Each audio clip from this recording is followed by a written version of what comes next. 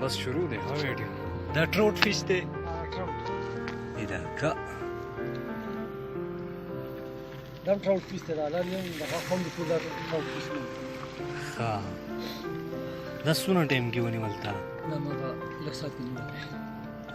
ټراؤٹ فیش دی کیلو بسوي 2 کیلو پاټا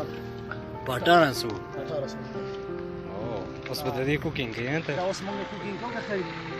دا موږ سو غبرال کیو په ټایم کې دا مرګره راغون شو دي ان شاء الله څه پروګرام وکړو تاسو دې شي دا ملي مرګره ما یې نه ورسه ما یو نیول دي دې مرګره په خومه کې خېری تاسو تیم خوندونه واخلئ هم به تیم خوندونه خوري ته دی بسنګ خوندونه والی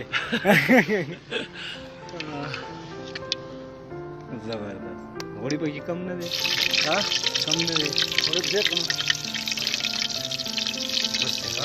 سلام او مرګرو زه تاسو نه اجازه غواړم